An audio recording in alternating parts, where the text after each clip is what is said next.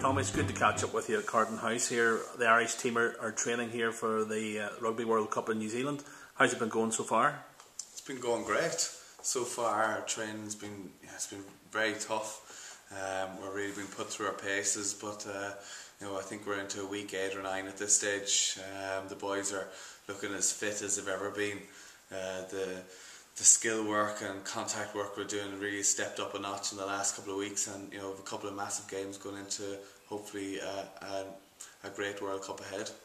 Well, you weren't involved in 2007, quite controversially from an Ulster point of view at the time, I know. But how do you think this team will do in New Zealand? Yeah, obviously missing out on the last World Cup was hugely disappointing for me. But it spurred my game on, and I'm really enjoying my rugby at the minute.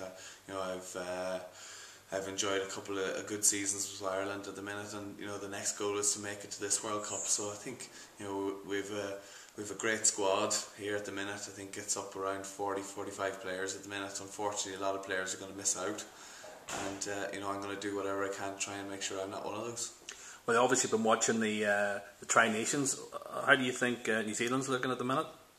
Yeah, of course, New Zealand have looked unstoppable for the last couple of years, and they tend to do that coming up into every World Cup. So they're obviously in their home patch this time around. There'll be massive favourites to go on to win the competition, but at the minute we'll be just concentrating on ourselves. Ireland over the last few years have won the Grand Slam. They've looked a very capable team. England last year maybe stole the limelight a little. So the England and the Ireland team will travel to New Zealand looking to be causing an upset. I think very much so. I think that all the Northern Hemisphere teams are not going to be going down there just to lie down. I think that the Six Nations is a very difficult competition. I think that the standard in the rugby that was played in this Six Nations, to see each team doing so well against each other, even the likes of Italy beating France, pushing every team, Ireland to the last couple of minutes to try and come away with a win, shows that the quality of rugby in the Six Nations is so high. So I think Ireland, England, I think France, I think I play with a lot of the Welsh boys. They're very confident about going down there as well and causing a few upsets. So I think it's got a couple of mouth-watering ties in it, and hopefully it'll be a success of a competition, and hopefully for Ireland, we can go as far as we can. We mentioned the Welsh boys. Obviously, the Ospreys didn't have as successful a season as they wanted last year. Magners champions, they just didn't quite match it in the Heineken Cup and the Magners League. No, we had a fairly off and on season last year.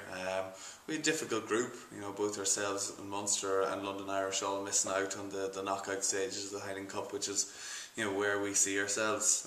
So that was a huge disappointment, and to only make the semi-finals of the Magners League was also a disappointment. So we have a few big matches that we played very well in.